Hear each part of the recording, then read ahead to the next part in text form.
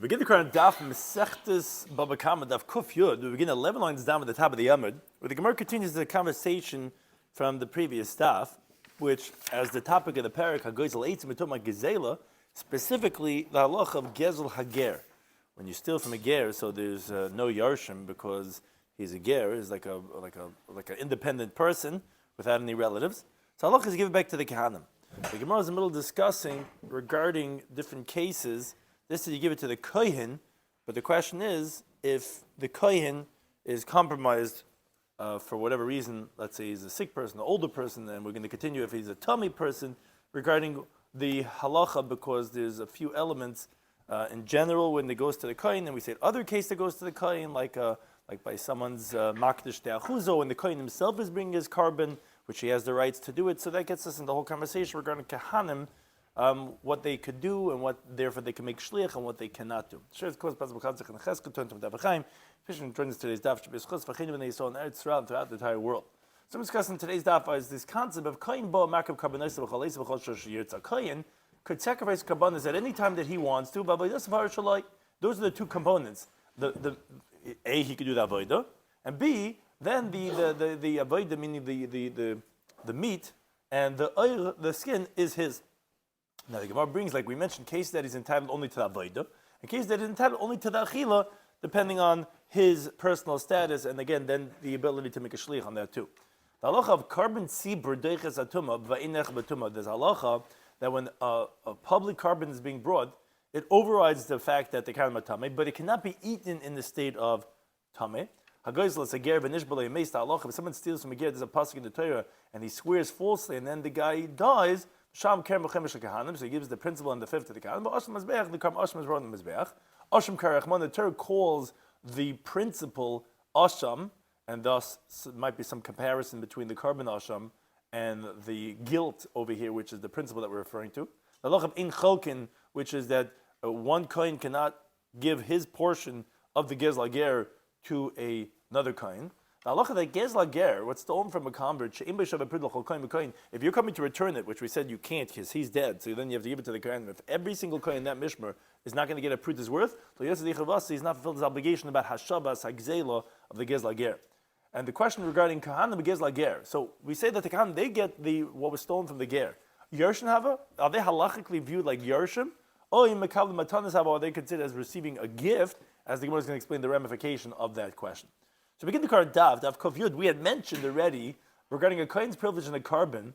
We said, what's the source? How do we know a kohen that comes and brings a carbon whenever he wants to? So I said, it says in the Torah, a kohen could come as his heart desires, do the avodah. How do we know that he's also entitled to its meat in his hide? Oh, that's because of Ishis Kadashim Layu, a man, his holy things will be for him, his carbon, he gets to keep. Now, however, we said if he's a Balmum, so then he obviously can't do the avodah himself, but he also cannot designate a shliach to do the avodah because shliach shalom kavos, what you can't do, your shliach can't do. So he would have to give it to the kohen that's in that mishmar. But the meat in its hide, he is entitled because a balmum is ro lechel, so then he could give it to whoever he wants to eat also.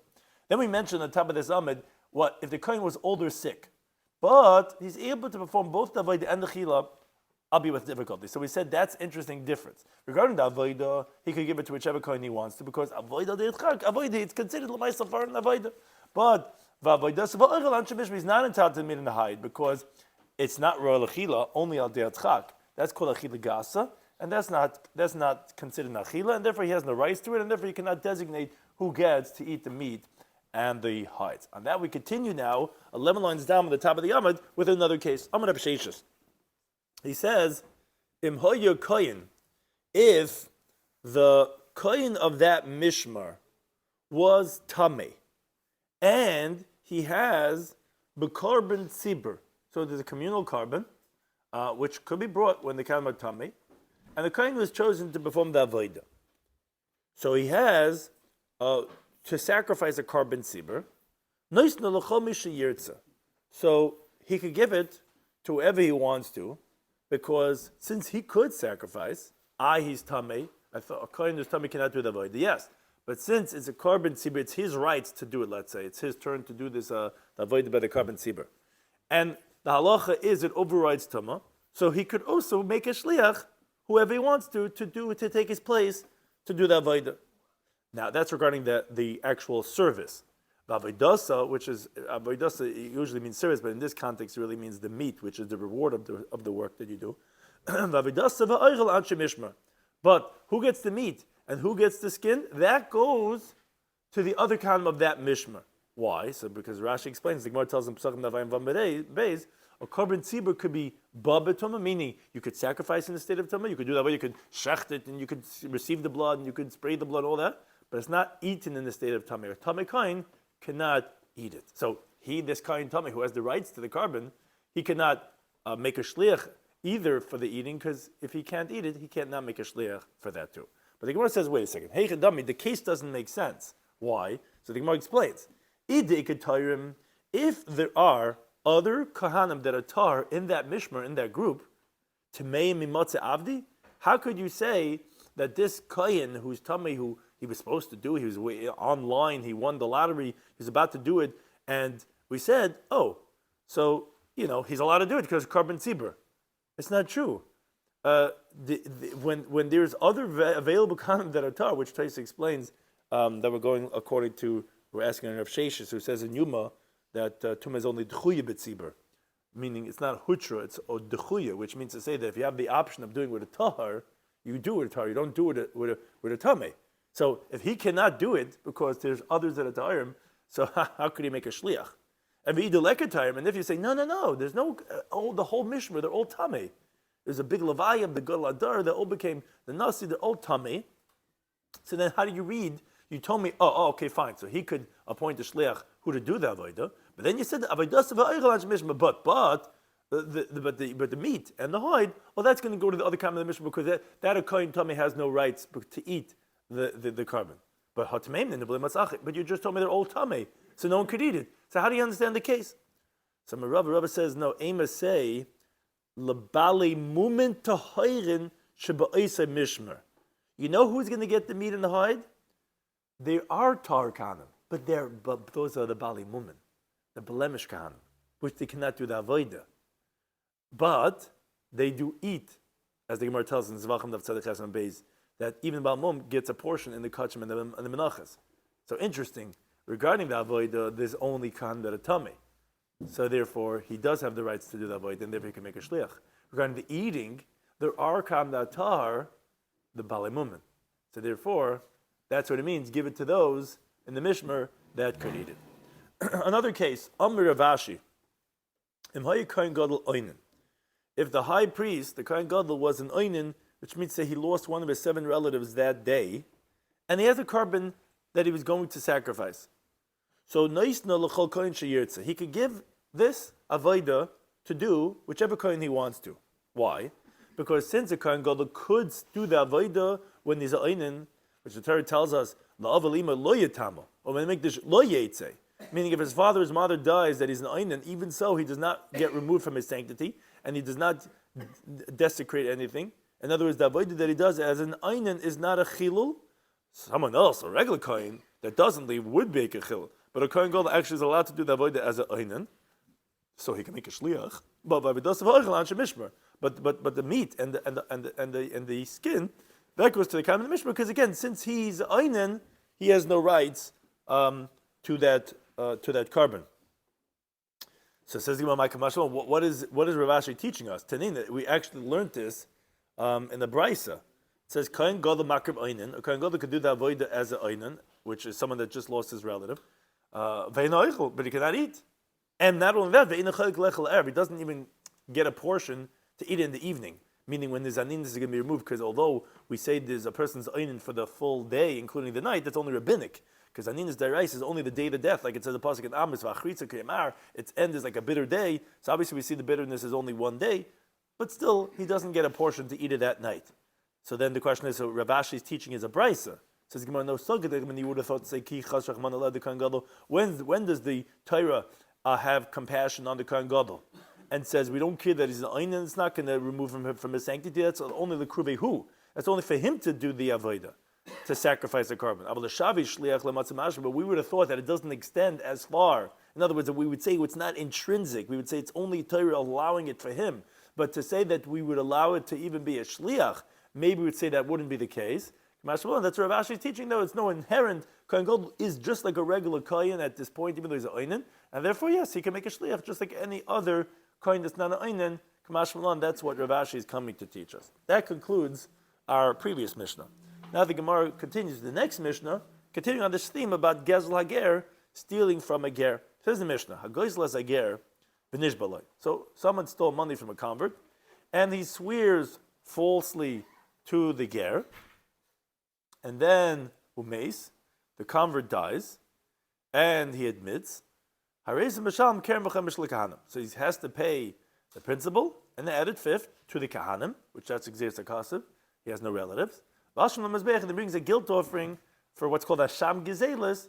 He brings that to the Mizbeach. Shemai says the pasuk in Bamidbar, ve'im leish goyel lahashiv ha'asham elav. If the man has no redeemers, has no yarshim, to return ha'asham, which in this context means the principal, to him. Who is that? So we already had a Gemara in the previous daf. That's only a ger, because every other Jew has a yerish going back to Yaakov Avinu. Ha'asham mushav Hashem l'koyin. So the principal that's being given back to Hashem goes to the koyin. Mulvat Eilar Kippurim. Besides for the ram of atonement, Ashichuba by Olav, that he should get atonement with, which is what we call the carbon asham. Now, continues the Mishnah. If, let's say he was bringing the money and the carbon asham up to Yerushalayim to get a kapara. Umeis, the Gazlan had a heart attack. He feels so bad, he stole from the ger, he's on his way, he passes out, or he's in an accident, and he dies on the road. So, Hakesev Yunasan Labanov. The money that he was bringing up, he stole 10,000 gulden from this ger, and he's coming to give it to the Kahanim. The money is given to the sons of the Gazlan. Why?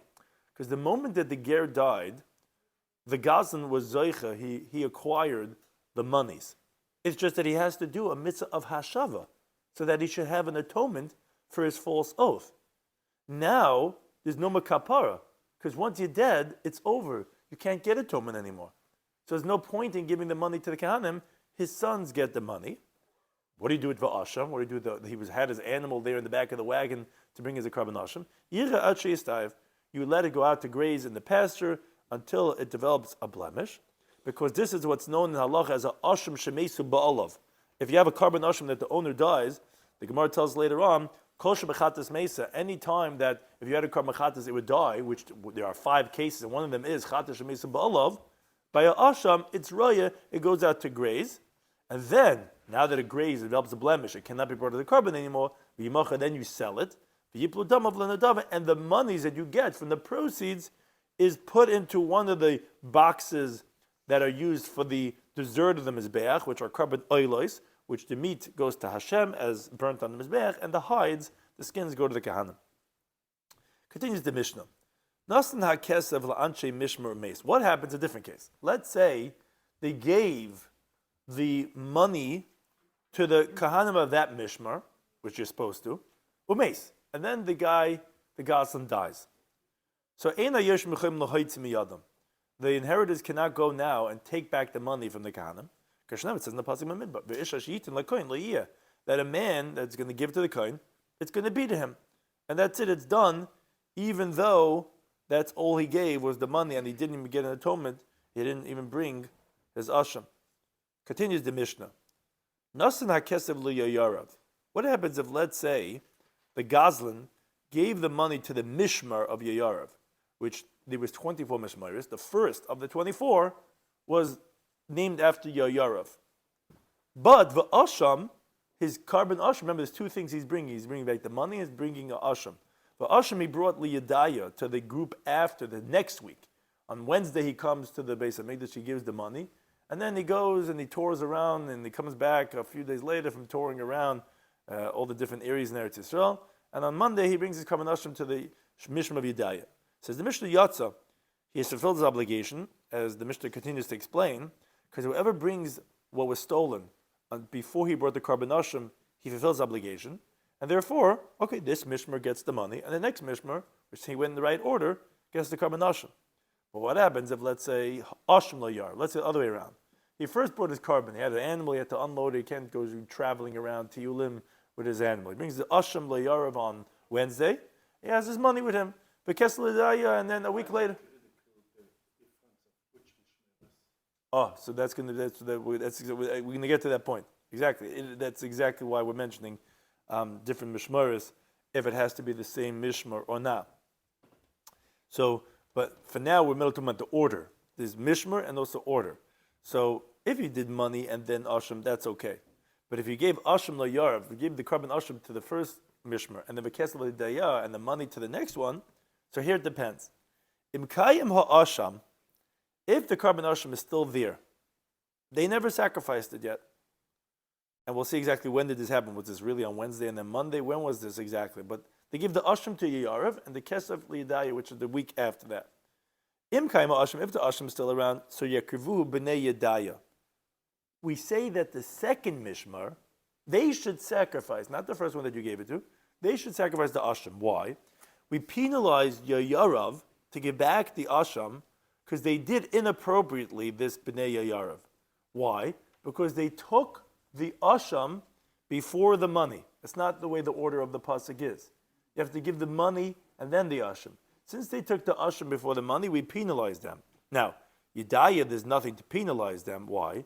Because it was in their mishmar that they accepted the money that they're getting. So they didn't do anything wrong. But the previous mishmar that took the asham, if the asham is still around, we penalize them. We say, hey, you guys weren't supposed to take the animal before the money. We give it to the second mishmar. The Gemara is going to bring a brayso that Yehuda disagrees, but in the Mishnah, here he doesn't disagree. Continues the Mishnah. Now, v'imloi, but let's say they already brought it. They already sacrificed the asham, this first mishmar. Okay, then yachzav yavi asham acher. So then the gazlan has to bring another asham. And what's the reason why he has to bring another asham? But an asham, if he's saying if it's penalize them, is a monetary nas from chachumen, but to give a second asham when he is not mechuyev asham because they already bought it. No. So this he is mechuyev. When it's still around, we're just penalizing the first group that they cannot sacrifice it. But if it was already sacrificed, but was the first one considered an asham? No. It was like No. It was like chilin b'kodeshim. Yeah. He's still doing the Avera. Yeah. So it's an additional Avera. It's whatever. It It wasn't Yaitse. You want to know? I don't know if it's Chul Nazar. It could be like it was done Shalei Lishma. It could be like there was a carbon. There was a. But I'm saying, but he wasn't Yaitse because Shamevi Gzelat Shalohevi Hashama Yatse. If you brought the stolen goods, you brought back the money before you brought your asham. The first case that we discussed, that you feel the obligation. But Hevi Hashama Shalohevi Gzelat. If you brought your asham before the Gazla, Lo Yatse, you have not filled the obligation. That's not the Shloike Seder. It's not the order of the pasuk. Now.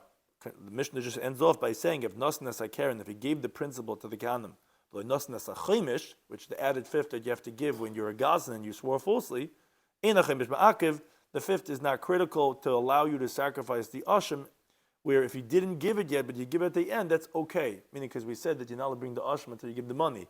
If you gave the principle without the fifth, that's also okay. That allows you to go ahead and bring the carbon Asham. So the Gemara brings a brayso that elaborates and explains this halacha. Turn about in the brayso.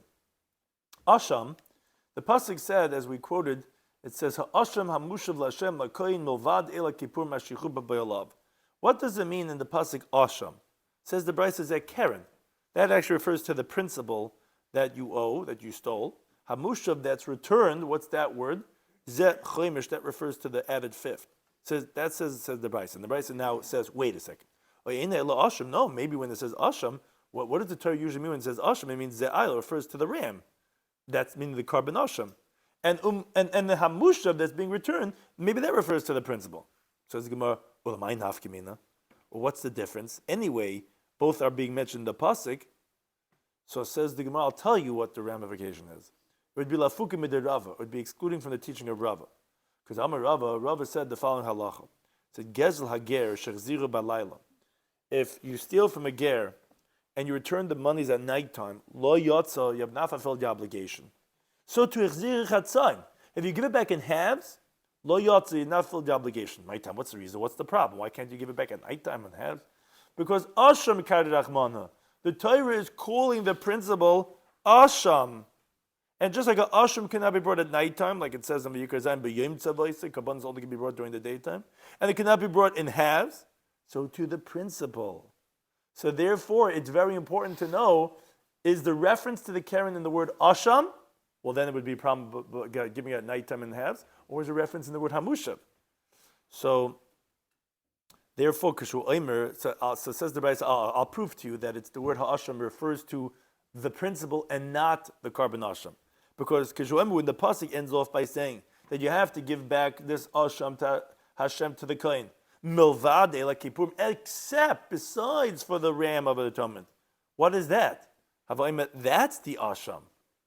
Oh, so that means that no. So that tells us that when it says asham in the reisha, zekaren, that must be referring to the principle, because the carbon is already mentioned at the end of the pasuk, milvad, besides the aisle. So we know that the aisle. So what is the asham in the beginning of the pasuk? Must be referring to the principle. And again, therefore, it has those halachas similar to the carbon asham. Tanya Chulin, another brayso. Similar, asham, it says, zehakaren, this refers to the principle. Amusha, that's returned, zechaimish, this refers to the chaimish. Maybe asham zechaimish. Maybe the other way around. Maybe what you're guilty for is the added fifth, and musha, what's being returned, is the principle, which is what actually that's what's being returned. Says the Gemara, lamai nafkamina, who cares? What's the difference? Which one is referring to which word? They're both being referenced. Says the Gemara, no, lafukim masnitin. It would be coming to exclude from the halach of our Mishnah. Because the Nanu in our Mishnah, all the way at the end, the last words were, nosan lasa karen. Let's say you gave to the kohen the principle, nosan lasa chamish, you didn't give the fifth. So he said, ina chaimish ma'akib. He said the fifth is not critical. Adrabah, to the contrary. I would tell you, chaimish ma'akib. The fifth is the critical because the Torah is calling it asham, which is the terminology of the carbon. So therefore, maybe that should be the critical one, not the principle. Oh, so no, well, I'll tell you how I know. Because when the pasuk says you can return the asham with its head and its fifth. Oh, have asham obviously ashama is the karen because v'chamishisa is mentioned explicitly. So that's how I know that asham is the principle, and that's how I know that's the one that's ma'akev. Similarly, Tanya another brayso, all on these theme asham zekaren that refers to the principle. Hamushav that returns a chamish, that's the added fifth. But gives like ger because you know what the pasuk is talking about when you steal from a ger. How do you know that? Maybe hamushav zekefel. Maybe actually the word that's being returned refers to not to a chaimish but to the doubling, and maybe it's not gezel hager. Maybe ubegeneves hager because so when you steal surreptitiously from a ger, and it's referring to the halacha of kefel. Remember when the pasuk says no, it says you can return the asham beroisha in its principle with its fifth. Obviously, we're talking about money that's paid beroish, which means only the principle, which is the roish, and not with any doubling, and therefore that's how I know it refers to gezla ger, that you swore falsely, and not that you were caught with it by or with a false claim of tain ganav, but rather that it was a gezla ger. Now, the Gemara goes to explain this teaching of Rava that we mentioned before. Amar Rava. Rava said, and there's a few more teachings that we have of him on this topic. Gezla ger shechzir balayli says if you steal from a ger and you return it at nighttime to the kahanim, lo yatsi, you have not filled the obligation. If you let's say you return it in halves, a dollar here, lo yatsi, you have not filled the obligation. Might tell what's the reason? Because asham karech mana. The Torah refers to the principle in the word of asham, and just like a carbon asham cannot be at night in halves, so too the principle cannot be at night in halves. Another teaching from Amar Rava says, Gezla ger shem b'shav prut l'chol kohen v'kohen. If the gezel amount was not enough to provide one prut for each kohen in the mishmer, l'yotzi dechavasei, the Gazan did not fulfill his obligation of the hashava. My time, what's the reason? Because of Siv, the pasuk says, ha'asham ha'mushav, the principle that's being returned. Until there's enough to return to every single kohen in that mishmer, which, as Rashi explains, so what does he do? He has to add on from his own money to make up the difference that every kohen gets a pruta. By Rava has the following question. Ein boy, let's say it doesn't have a pruta's worth for the entire mishmer, the mishmeres yarav, which is the first mishmer that you're there at that week. But the yesh boy, there is a pruta's worth for the entire mishmer, as you get into Midbeis, the mishmeres yedaya, for the mishmer of the second week, which they had less members than the first week. Mahu, what's the halacha? So the Gemara wonders first to explain the question. Hey, Chedami, what's it talking about? If he gave it to this second week's mishmar in the second week, so it has enough of a shava pruta for those members, and it's during their week. So what's the question? Says the Gemara, no, the question was being asked, we want to know to give it to the mishmar b'daya during the mishmar b'yarav. What's halacha?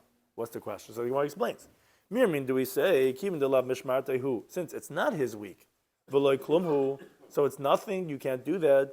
Maybe no, which as some Girsas have the word le'yarav, since it's not fit for the week that you're at, which is yarav, because they have too many members. So So initially, it was being earmarked for the group that it would have enough, which is the next mishmar, which, as Taisa explains, the top Taisa over here, he says, what that means to say is that means you could bring your ashram right away, and you could give it to your yarav to get an atonement, because even though the money is being given to Yedaya, but that's what we learned, that if you gave the kesef yarav and the ashram to Yedaya, you yotze yechiv.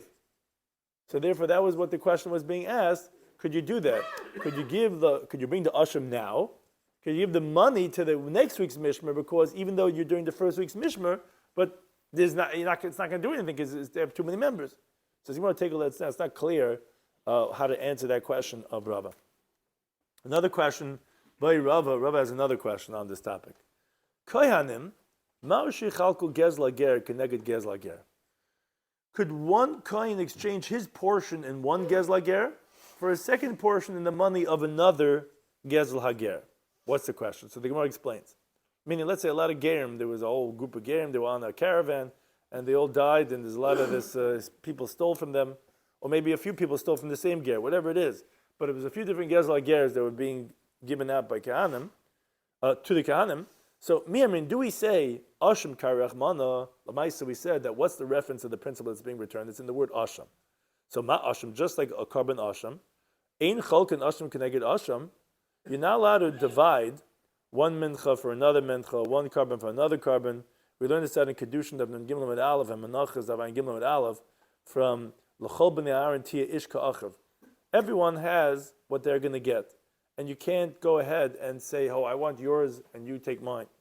So I've gezel, so to the gezla ger, ein chaykin gezla ger keneged gezla ger, because it's also called asham in the Torah. Again, we have a lot of these references of the word asham that it's being referred to. So you cannot go ahead and say, oh, you give me that from what you got from the ger and I'll give you mine. Maybe no. Gezla ger ma'mayinhu. At the end of the day, what was stolen from the ger is monies. And monies is not the same thing as regarding karbanas. So Hadapashta, subsequently he resolved this question because Asham Karachman Lamaitza Torah calls it Asham, and therefore it's just like a carbon, and just like a carbon in Chalkin, so too would be the halacha over here by the Gezla Ger. Ravacha Bereid the Rabba Masla Mahedya. If somebody eats a little bit more than the other one, it's not a big deal. Is that the same thing would be about money? What do you mean? It's One coin could eat a little bigger portion. I'm saying, but whatever portion he gets, he wants to say, you give me yours and I'll give you mine. You have a minchas mafe taner. I don't like the crunchy one. Here, everybody wants a stick of flesh from the carbon takes and fine. But the money you have to give to every coin exactly. Otherwise, You're saying by a carbon they don't get equal shares? You say? No, you think it's possible even b'chlal? One of the mitzamtzim, Make sure everybody gets a little. whatever it is that they're portioning. But the word is, it's just like you have a shlamim and I have whatever it is. You have a different carbon. So they say, hey, you take Monday, I'll take Wednesdays. We are not marking them to be precise. Money also maybe we're not, because this guy, when he returned the gezel, what did he return? Let's say he returned the actual object itself. So that's also, he brought back a table that he stole from him. So, but Ravach Bereid Rava, he learned it explicitly. Amar Rava says, you can't say that what you got from what was returned from a stolen from a ger, I'll give you mine, you give me yours. My time Asham Karachman again, because the Torah says it calls it Asham, and therefore obviously it cannot be swapped like a carbon. Another question by Rava, Kahana begezla ger, a fundamental question in the characteristic of this halacha. The Kahanim, what they get from what was stolen from a ger, Yershin. Are they the Yershin Hava? Are they considered the Yershin of the ger? They're like his inheritors? Or Mikabel Matanas, are they considered like receiving gifts from Hashem? Says Yomel, my nafkamina, who cares? Says Yomel, Kagun Shegazal Chametz. So the ramification would be in the following case. Let's say the person stole chametz, and now it's not really sha'avar, it really should be va'avar, alava Pesach, as the Bach points out. And now he stole the Purim time, and now it's already after Pesach. Okay, so what's the question? If you say that the Kahanim are considered the inheritors of the Ger, okay, this is the Yerusha that they're getting, and it's here. It's the Twinkie's truck is pulling up in front of the Beis Hamikdash. If the Ger would have been alive, the Gazlan would be allowed to tell him, we said this many times already. He could just say, this is yours, even though it's obviously asabana, but that we said that's a hezek shein and nikah. You could just pull up the truck and give back to the ger. So Kahanim are the same way; they're the Yerushim. But the Yamin Mekabel Matanas, how if you say that no, the Kahanim are not Yerushim; they're just receiving a gift from Hashem. So Matana Kamech Mother the Nesiblu.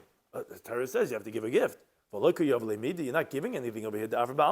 It's just dust because it has no value. These Twinkies after Pesach. So that would be the question: would that be a viable hashava if they're Yerushim? Yes. If they're Makabel Matanas, then not. But Rabbi Zeir Bar Hachi, there he asked the question like this. He says, "Afilim tim tzloimer." He says, even if you want to say Makabel Matana, it's not true. Even if you say the receiver of gifts, they are Holy Boilan. This is still not a question. This is the gift that Hashem says that you should give to them, and it's here, and this is a gift, even though obviously it has no value. He doesn't hold that. That's a question. He holds that would also be a valid hashava. The question is only if let's say there's a windfall to the kohen, this guy stole from the ger. He was in Judea and Samaria, and he went and he stole his animals, and he's got like 30 animals. He stole them all, and now the ger dies, and he's like, okay, what do? I want to do tshuva. He says you got to bring it to the Kahanim. So one kohen got 10 animals from ger zlager. The question is like this: are they mechayvi lafrusha minayim meiser? Does he have to separate meiser now? He got a windfall of 10 animals. So you have to say 1/10 to give it as meiser behem as a carbon, or not. So the Gemara explains the question. Do you say Yershin Hava? That the Kama consider like the inheritors of the ger? The Mishnah says in Mechaira is the following halacha. The Yershin is not chayv and meiser. Well, this is what we're about to say. We're going to make the difference between the Yerush and Mekabel Matana. Mishnah says, B'chair is Kanu, if the orphans acquired animals, b'tfisas habayis. What does it mean, tfisas habayis? In other words, if let's say these animals fell to them for Yerusha before they divided, so it's still owned by the estate. Chayavin, the Yerushim have to separate meiser on these 10 animals, you got to give one animal. So if they're Yerushim, the Kahanim would have to give meiser. Maybe the Kama considered as receivers of gifts. But it's not. The Mishnah teaches over the Bechayris, Halikeach, if someone buys 10 lambs that were not given meiser from, and he buys it from the marketplace, or Vanit Lambamatana, or it was given to him as a gift, he's exempt from meiser behema, which you might ask, what's the reason? Rashi doesn't say. He says, Mesechta Bechayris, on Daf Nun Heyam Beis, the Gemara explains what's the reason for this. But ultimately, there's a difference between Makabli Matana and Yershim. Yershim have to separate Meiser. Makabli Matana don't. So, what's the halacha? There's a big difference to know if the Kahanim are Makabli Matana or Yershim. So, says the Gemara Tashma, let's bring it right from the following brisa. The brisa says that Esrim va'arba matnas kahuna nitnu la'aron abanim. It's well known that there's 24 Kahana gifts that were given to Aaron and his sons. V'kula nitnu, and they were all given B'chlal, uprat, uklal, a general, a specific, and a general, which is one of the ways of learning the Torah. Ubris melach, and the covenant of the salt. Meaning, when the pasuk says in Bamidbar Yudches, it says l'chol kodshe b'nei Yisrael, for all the holy things of the Jewish people, l'chon nasunim l'mashcha. To you, it's going to be being given over as an anointment. That's a klal. That's just saying all kodshim. And then it says v'zei l'chom hakodesh hakadoshim in the eish. This should be from the holies of holies, from the fire. Well, now it's starting to specify each matana independently. Then when it says B'chol Trumas HaKadoshim, and all the elevated holy things, that's a klal again.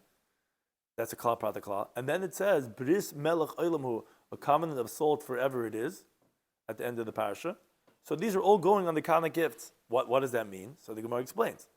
Kol HaMakayim, whoever fulfills giving these Chavtal Matnas Kohuna to the Kahanim, Kilu Makayim, it's as if he fulfilled the entire Torah, which is given over to be expounded with a klal uprat or klal, and it's as if he was Makayim all the karbanas, which was given over with a bris melach with a covenant of salt. And kalo oivra aleim, whoever violates it does not give to the kohen his due. Kilo oivra klal uprat klal or bris melach is as if he violated the Torah that's darshaned with a klal uprat klal, and as if he violated all the karbanas, which is given over with a covenant of salt.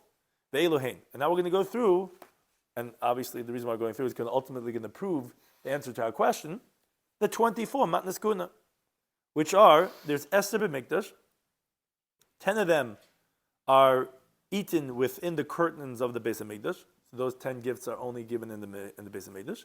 The Daled b'Yerushalayim, there's 4 that can be eaten in the whole city of Yerushalayim. The Esther b'Gvulim, and then you have 10 that could be eaten in the entire oldest cities of Eretz Yisrael. So what are these 24? So the Brisa goes through them. What are the Esther b'Mikdash? There's 10 in the Beis HaMikdash. You have Chatas Behema. When someone brings an animal that's a sin offering, the Kahanim get rights to that Chatas. You have a Chatas Ha'oif, when you have a bird Chatas, which is when you can't afford it or depending on the Chatas. Vasham Vadai, which actually Rashi points out there's actually 5 types of definite Asham. There's Asham Gizelis, when you steal. There's Asham Me'ilis, when you misappropriate. Asham Shivcha Charufa, when he had relations with a maidservant that was married to an Eved. There's Asham Nazir, which is after he finishes Naziris. There's Asham Mitzayra, when he finishes Hetzras. But they're all counted as one. Just like Chatas Behem is counted as one, which is for any sin that you do. Then the next one is Asham Tali. Rashi lists them. Yeah. Asham Tali, what does it mean, the suspended Asham? If someone violated possibly a sin that would have brought kares, but he doesn't know if he definitely violated that sin to bring a chatas, then he brings the suspended asham, just in case, not sure. And then you have a public carbon shlamim, which is only one time that you have such a thing, which are the kivsei atzeres on Shavuos. They're called a shlamim, like it says in Mikach of Gimel, Shnei Chavasim Neishana, and they're kachim, like it says, Kodesh Yil Hashem L'Kayin, and therefore they're only eaten within the curtains, and therefore they're considered from the 10. Although shlamim is usually can be eaten b'chol ha'ir, this shlamim is different. Shalmei tzibur, it's one of the 10 that's in the Beis HaMikdash. And b'loig shemen shel mitzayra. What do you want with this loig of oil of the mitzayra? It means what's remaining from the loig, because they pour on the palm of the left palm of the kohen, and it's done in the service of the mitzayra's purification. The leftover of that loig of oil is eaten by the kahanim, as the Brisa teaches in Menachos, Avayin Gimel, and Zvachim Daf Mem Daled, where it says L'chol Karbanim, which includes the loig shemen of the mitzayra, which that's also called a carbon, like it says V'hikriv V'yisel La'ashem V'es Shemen, and that's close to the first pasuk, but Kodesh HaKadosh B'Teichlenu, as it says in Parashat Korach. So that is also one of the 10 things that are Kodesh HaKadoshim, and therefore it's eaten only in the Beis HaMikdash. And U'meiser Ha'omer, the Omer, the second day of Pesach, which we know we do Sfiras Ha'omer, they bring a barley offering called the Omer. There's a kmitza, a fistful, that's burnt on the Mizbeach, and the shirayim, the leftovers, are eaten. Now, all menachas are kachei kadashim, as it's written in the Torah. So therefore the leftovers of the Omer are eaten in the Beis HaMikdash. Ushte halechem, on Shavuos there's 2 breads that are brought from the new wheat, and melechem apanim, which are the 12 showbreads every single Shabbos, and v'shir menachas, all the leftovers of any flour offering. You take a fistful, a mincha of a nadava, or minchas chayte, a sinner that brings a mincha, or mincha of a saita, the suspected adulterous woman. Those are the 10 types of karbanas that are given as gifts, at least part of them, to the kahanim who eat them in the Beis HaMikdash. Now you have Arba b'Yerushalayim. There's 4 that are given throughout the entire Yerushalayim, which is Habachera. An unblemished firstborn animal can be eaten as a kachim kalam throughout the entire city of Yerushalayim. So to have bikurim. Bikurim are the first fruits of the 7 types that Eretz Yisrael is praised with, that people bring from their agriculture. So you need it to be within the walls of Yerushalayim. that says in Devarim Yud Beis, "V'achaltem shem lefnei Hashem lekechem," you can eat over there in front of Hashem your God, which the Gemara tells us in Marcus Daf Yud Zayin, when it says over there Trumas Yadecha, that refers to Bikurim. That has to be eaten in Yerushalayim.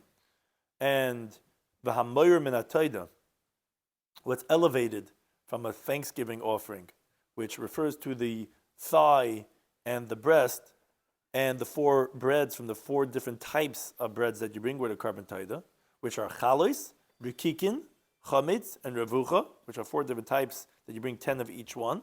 And it says, v'yikruv mena echad mikol, carbon truma l'Hashem l'koyin hazarig, so 1 of each type of bread is given to the kohen that does the avodah. And you have what's elevated from the el nazir. When the nazir brings his carbon, his ayil, his ram, you have the cooked foreleg and a challah and a rokik, where, as Rashi points out, the chazan, the sheikh of the shlamim, which every shlamim, the breast and the thigh is given to the kohen, that's included in the taida, because a taida is called a shlamim.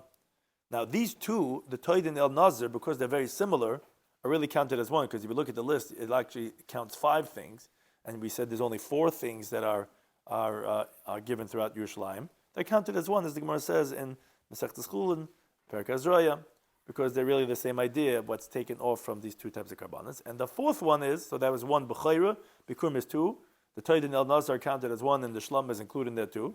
And the 4th one is v'oiros kadishim, the skins, the hides of a carbon oil or a chatas or asham, those are all given for the kohen to use throughout Yerushalayim, because those are kachim.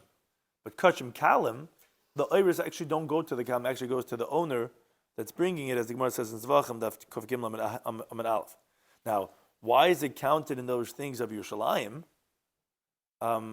Is because it's coming to exclude that it's not considered from those things of, let's say, beyond Yerushalayim, because these hides are not given to them, but in Yerushalayim. Obviously, it doesn't have to stay in Yerushalayim, but it's only given to them in Yerushalayim. But those things of the Beis HaMikdash are not counted, only those things, meaning the question is, basically is being asked, is that, what do you mean, don't you give it to them also in the Beis HaMikdash? No, when we say things, the 10 things of the Beis HaMikdash are only things that if they would leave the curtains, they would become invalidated with the Psul of Yotzei, which obviously does not apply to the hides, and therefore that's what Oiris Kachma consider as those things of the Arba B'Yerushalayim, because that's where it's given to them, at least that it could be given to them. And now you have Asar B'Gvulin, you have 10 things that are given throughout the entire Eretz Yisrael. You have Truma, which you know is the first thing that's taken off from the grain that's given. It could be even just one little kernel, but it's usually 1/50th. It's given to the Kohen. With Trumas Meiser, then what happens is when you give Meiser, the 10th, to the Levi has to take 1/10 from his 10th, which is called the elevation of the Meiser, give that to a Kohen. You have a Challah. We know when that you're making a dough, you have to take up a portion that's called Challah, that's given to the Kohen. We burn it because we don't have, but Bereshis Hagez, which is the first shearings of the wool. When you take the animal and you cut the wool, you give that to a kohen. Vamatanos, which this actually refers to every single chulin animal, which is when you shecht any animal, the halacha is that the zroya, the foreleg, the chayayim, the jaw, and vakeba, and the maw, this one of the stomachs, are given to the kahanim. Upidna ben, that we know, we do upidna ben, the firstborn son, that is given to the kohen, or his redemption money. Opinion Petachamar, which is when you have a firstborn donkey, that redemption is given to the kohen. Usteachuza, what does this refer to? It's someone, when the owner sanctifies his ancestral field, and he doesn't redeem it, and the treasurer sells it, when the buyer returns it in Yovel, it's then divided by the kahanim of that mishmar. And you have Ustei Charamim, this refers to a Yisrael that makes a chayrim vow on his field, which also has a similar halacha that's given to the kohanim, and the Gezla Ger, which this is the main event of this whole thing that we quoted, the 24 things, is actually for this last one. This is being called one of the Chavtal Matanos. It's one of the gifts that's given throughout the entire Eretz Yisrael, meaning that if you give it to the kohen of that mishmar out of Yerushalayim, you fulfilled your obligation. But of course, the ram of his asham, he has to bring up to Yerushalayim to sacrifice. Says the Gemara, "V'kakarim mias matana." One thing is you're calling it a gift. It's one of the chavta matnas kahuna. Shema Minah obviously infers Mekabel Matanas Hava, that the Kahanim in the halacha of the Gezla Ger are considered as those who are receiving gift, and therefore, if you already remember the question after this whole long brisa, we wanted to know, are they like Yarshim, and then if they had 10 animals, they would have to give a Maisa Behema, or the Mekabel Matanas, and as we saw in the Mishnah B'chayros, you don't have to give Maisa then. Shema Minah, that infers that we could hear the answer that they're pater from Meiser because the Mekabel Matanas, and they're not considered Yarshim from the Ger. The Mishnah told us that if you gave the money to the Kahanim of that Mishmar, and then the father, the Gazlan, died without having ever given his asham, so too late. We brought a pasuk that Ishes Kadeshim Lo Yiu, the moment you give it to a Kain, you can't take it back anymore. Even though he's not going to have an atonement because he's not bringing his asham. Amabai says, Shema Minah, you know where you confer from over here? Kesef mechaper mechza. You must say that the gezela money alone accomplishes a partial atonement. Why?